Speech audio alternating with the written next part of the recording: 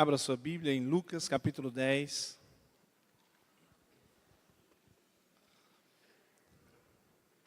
Lucas capítulo 10.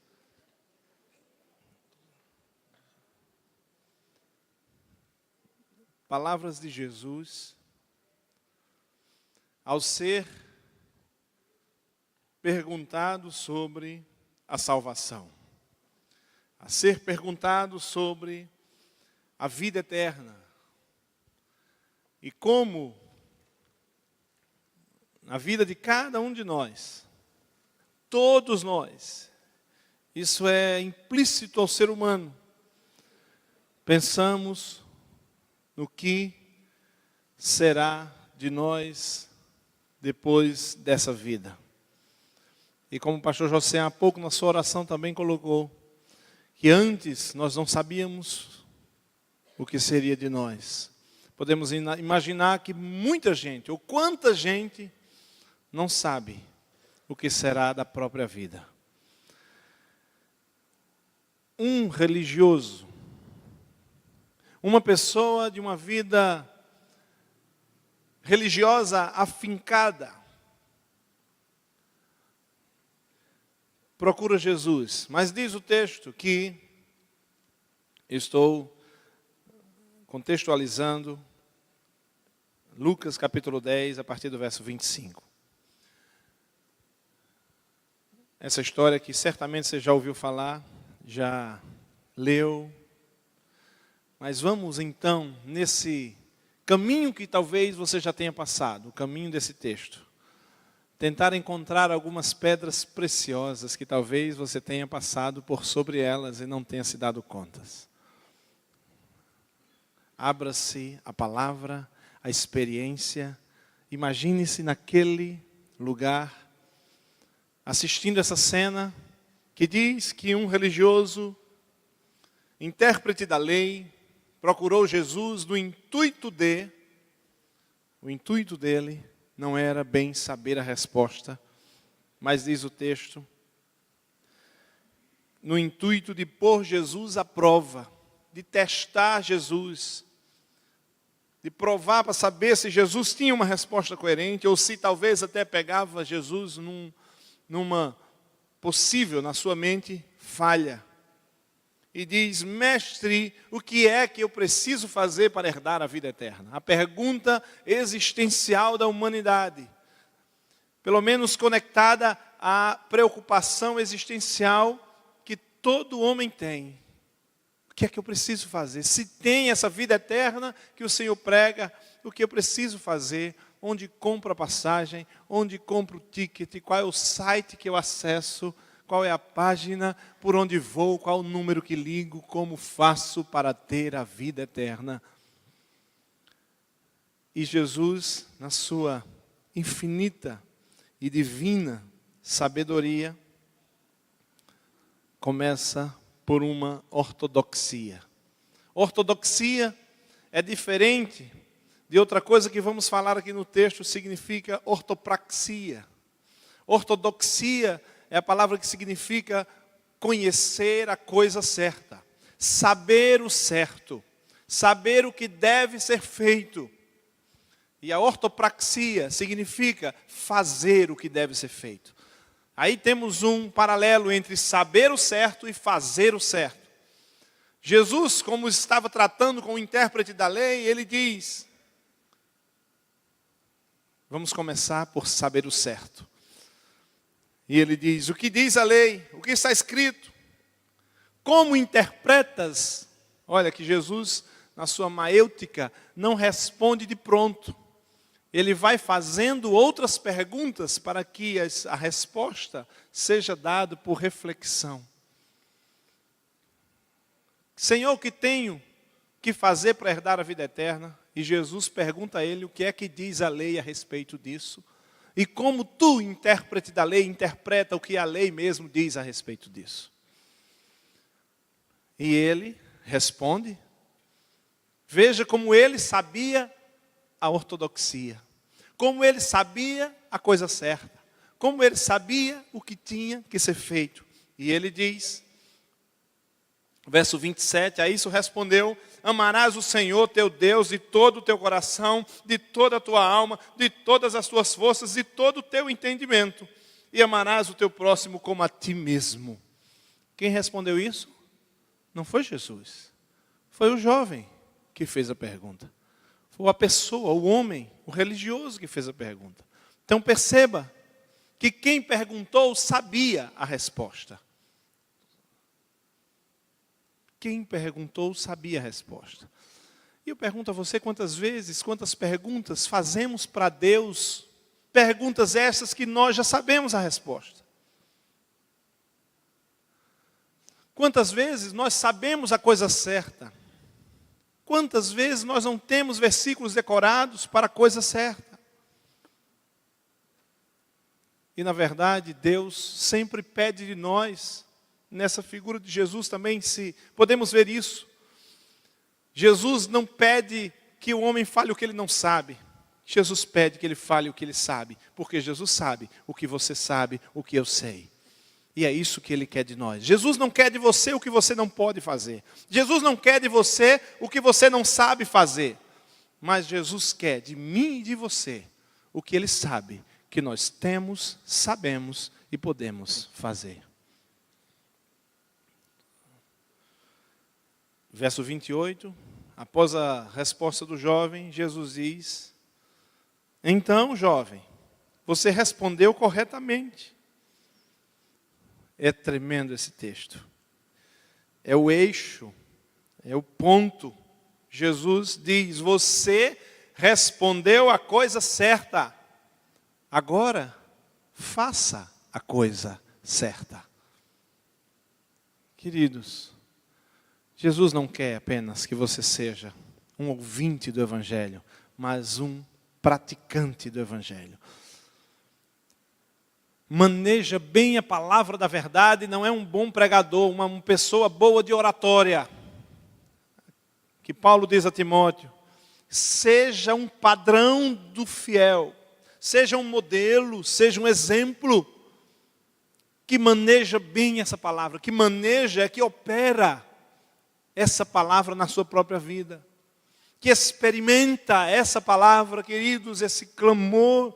Eu sei que essa palavra, nos dias de hoje, ontem eu estava conversando com uma pessoa, um missionário, que me deu o privilégio de estar com ele. Já foram pastor na Bélgica, são missionários que vivem na Europa. E ele esteve aqui ontem, esse pedaço de final de semana, hoje está voltando para o seu país. E estávamos conversando sobre o Brasil, e ele perguntou: como é que está a igreja brasileira? E eu disse: não está muito diferente do mundo, mas uma coisa nos preocupa no Brasil. Nós sabemos que Deus tem o seu povo com DNA do Espírito, um povo conduzido pelo Espírito, um povo que não anda atrás de modismo, um povo que não anda atrás de invencionices humanas, um povo que é comprometido com o reino e com a palavra. Mas muitas coisas nos preocupam na igreja brasileira. A igreja brasileira é a terceira do mundo que mais envia missionários.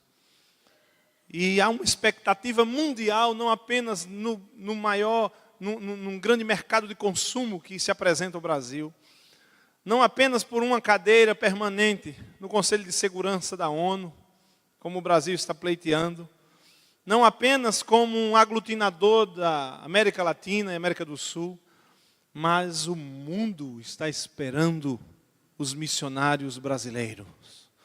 O mundo está esperando a igreja brasileira reagir. Há uma expectativa. O que a igreja brasileira está fazendo? Em 2007, Deus me deu uma experiência de estar num congresso ali em Chicago, e numa igreja enorme, de 7 mil membros, me foi perguntado como é que está a igreja brasileira, como é que está o islamismo dentro do Brasil, o que está acontecendo, nos diga. Porque eles querem saber como está a igreja brasileira. Você, meu amigo, meu irmão, que está sentado aqui nesse banco, saiba, o mundo está esperando uma atitude sua. Não apenas uma ortodoxia, que você esteja doutrinariamente equilibrado, sabendo a palavra, mas o mundo está esperando por mim e por você. Há uma expectativa real, há uma sede.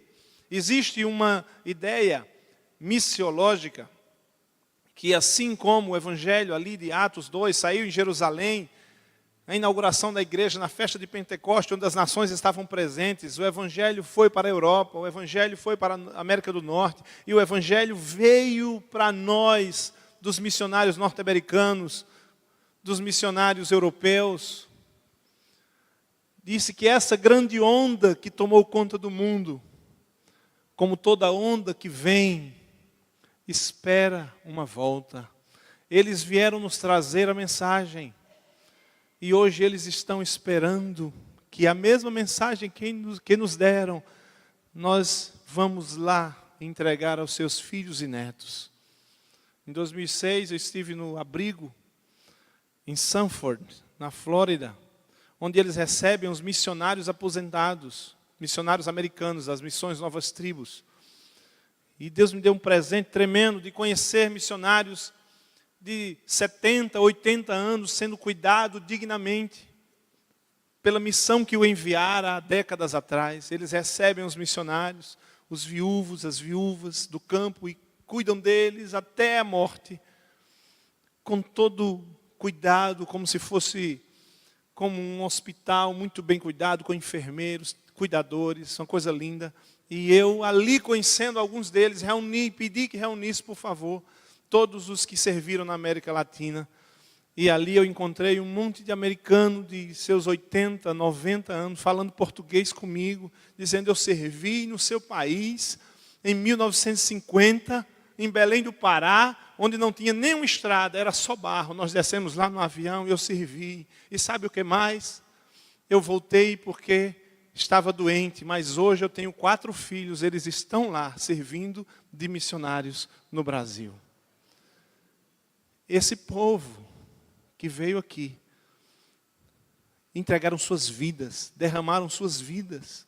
Ainda ontem eu estava conversando com esse mesmo pastor e ele disse, ele mora muito pertinho ali da Albânia, Bruxelas, e ele disse: eu estive na Albânia, uma pobreza, e estive ali numa missão e conheci 2 jovens brasileiras, mais ou menos da idade da minha filha, saindo da adolescência e assim, tipo entrando na faculdade, seus 20, 21 anos, 22 anos, que vieram da Igreja Batista de Lagoinha. Eles têm uma missão na Albânia.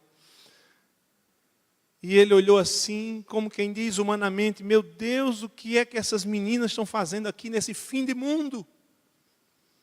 E elas disseram: nós viemos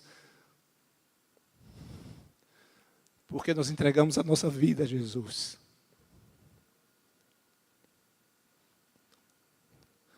A nossa vida não é nossa.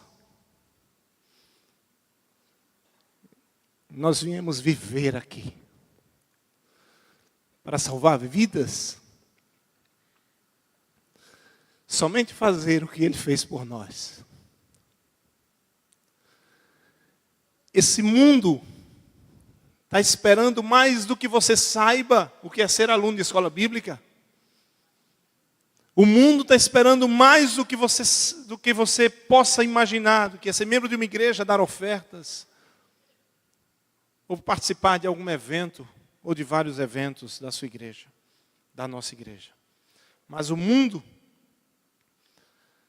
está esperando, Jesus está esperando, não apenas que você saiba a coisa certa, como disse esse jovem. Você respondeu certo. Eu espero agora você fazer o certo. Saber o certo é apenas o começo, meu irmão. Saber a palavra é apenas o começo. E eu fico impressionado uma vez que foi feita uma conta. E é uma conta lógica. E eu repito ela várias vezes. Nós temos 52 domingos, em média, em cada ano. E se você vem um culto na igreja, você escuta 52 sermões por ano. Se você vier 2 cultos por semana, você escuta 104 pregações por ano. E se você for um crente plus, você vier 3 cultos por semana, você escuta 156 pregações por ano.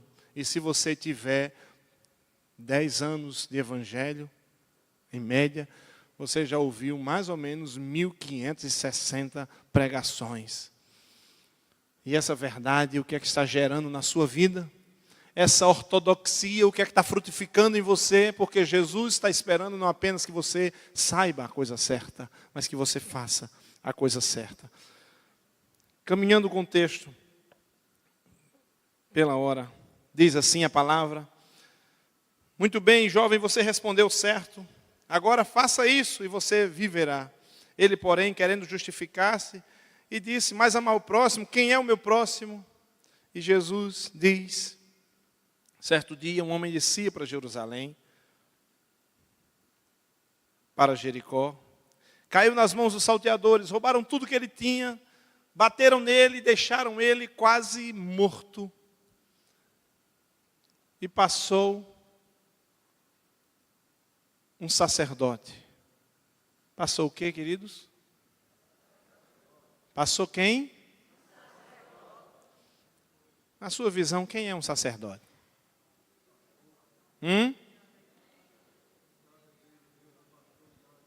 Muito bem, que coisa boa. Vamos abrir em 1 Pedro, capítulo 2, por favor.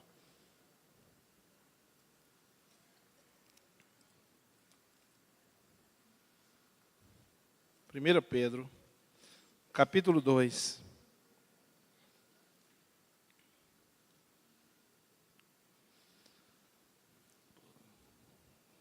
A partir do verso 4. 1 Pedro 2, 4.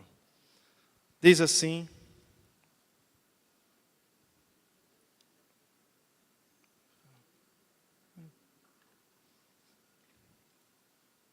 e chegando-vos para ele, pedra viva, rejeitada, na verdade, pelos homens, mas para com Deus eleita e preciosa. Verso 5, vós também, quem? Quem? Vós também, quais pedras vivas, sois edificado como casa espiritual, para serdes o quê? Quem são os sacerdotes, querido? Então Jesus diz, certo dia passou um sacerdote. Em Cristo Jesus, todos nós somos sacerdotes. Sacerdote é alguém que ministra pessoalmente diante de Deus, que oferece sacrifícios. Nosso sacrifício, de uma vez por todas, foi Jesus. Mas agora mesmo, quando celebramos a ceia, nós estamos dizendo, eis aí, Senhor, o sacrifício. Nós acabamos de exercer o sacerdócio, de apresentar o sacrifício diante de Deus. Passou um sacerdote e disse, quando viu aquele homem, seguiu de largo. Passou de largo. Eita, eu estou atrasado, estou muito ocupado, tenho que fazer isso.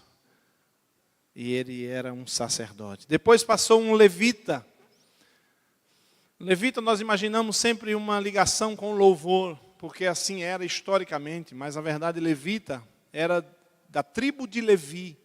Era sim um encargo deles, a ministração no culto, mas não somente de louvor.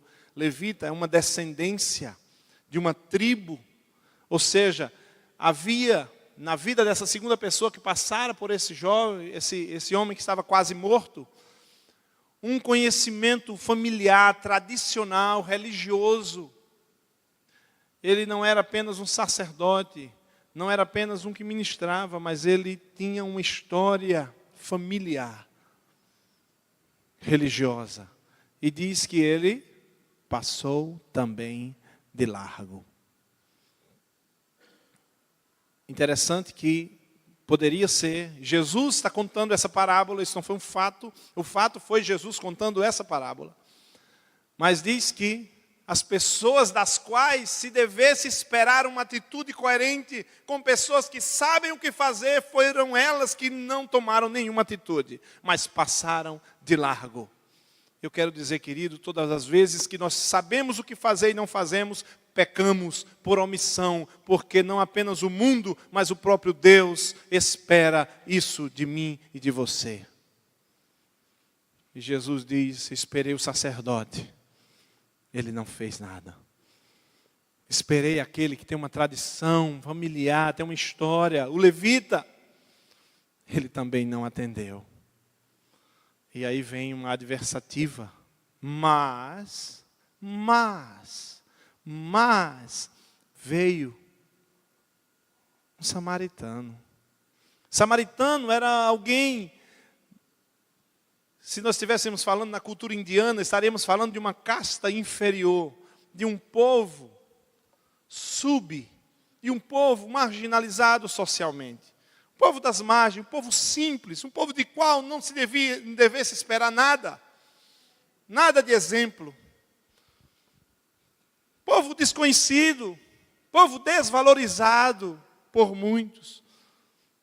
Povo pequeno, povo que ninguém nem faz conta.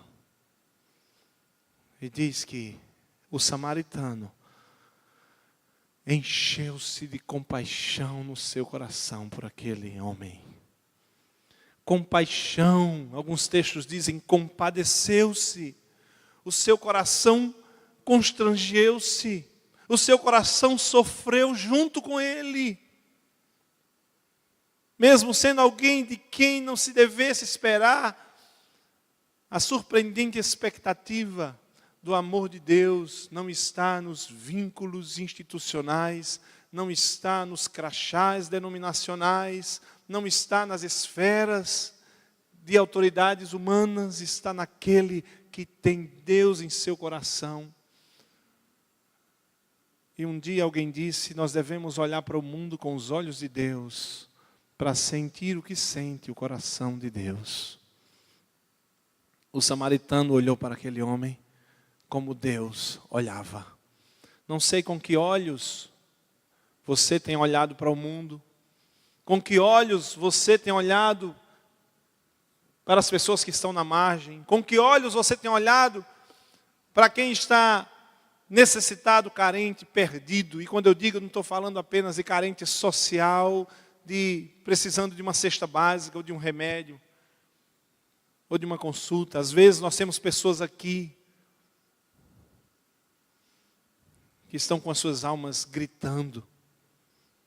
Jesus, no texto que acabamos de ler, em 1 Coríntios 11, de 23 a 30, o último verso diz, por isso que há entre vós muitos fracos e doentes, e não poucos que dormem.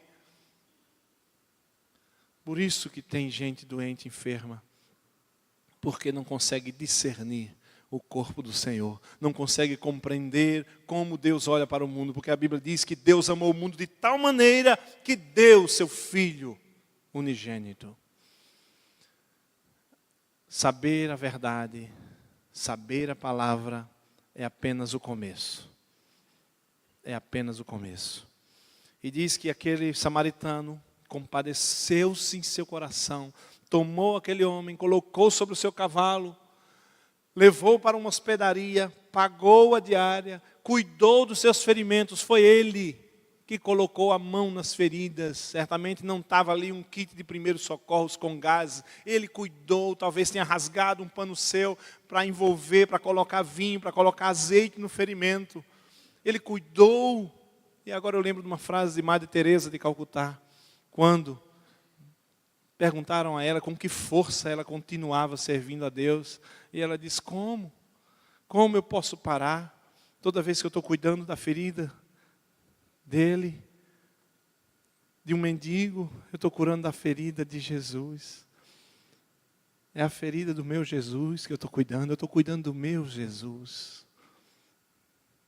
Olhar as pessoas com os olhos de Deus, para sentir o que sente o coração de Deus. Mais do que lições de escola bíblica, mais do que participar de ministérios, mais do que ouvir pregações, mais do que levantar as mãos, colecionar boletim, ter DVD, CD em casa, participar da ceia. Precisamos ter um coração que sente o que sente Deus. Porque isso é um sinal de quem tem a vida eterna e faz o perfeito discernimento do corpo de Cristo. E disse, deu o dinheiro a ele, disse, eu preciso ir embora. Está aqui, paga a diária dele. Mas eu vou deixar mais dinheiro ainda, caso precise de alguma coisa. E tem mais, se for mais necessário alguma coisa, eu vou voltar por aqui. Porque se ele deixar alguma conta, não perturbe, eu pago. E Jesus pergunta, verso 36, terminando, qual destes três te parece ter sido próximo do homem que caiu nas mãos dos salteadores? O homem, intérprete da lei, compreendeu, pois sabia, respondeu-lhe, o que usou de misericórdia. E a palavra misericórdia se aplica perfeitamente na sua etimologia. Misericórdia significa carregar o outro. Carregar alguém. Misericórdia é abraçar alguém e levar o seu próprio peso sobre suas pernas, sobre as suas forças. Aquele que agiu com misericórdia foi esse, Senhor. Foi esse que usou de misericórdia. Então, disse Jesus, vai e procede da mesma maneira. Que o bom samaritano seja você, sejamos eu e você, seja cada um de nós. Participar da ceia, levantar as mãos, viver esse momento maravilhoso de doçura, de liberdade, de agradecer a Deus, mas não é nenhum perfil religioso que agrada a Deus, nenhuma coisa externa que agrada a Deus, mas o coração que compreende o mundo como Deus compreende, que olha para o mundo como Deus olha e que sente no coração o que Deus sente, e que Deus nos abençoe no nome de Jesus. Amém. Se é para Deus, bata forte. Aleluia. Glória a Deus. E que a força dessas palmas possa ecoar dentro da nossa alma, da sua, para que nós venhamos a ser aquilo que Deus deseja, bons samaritanos, não apenas de boas obras, mas que as obras seguem aquele que tem um coração com o Senhor Jesus.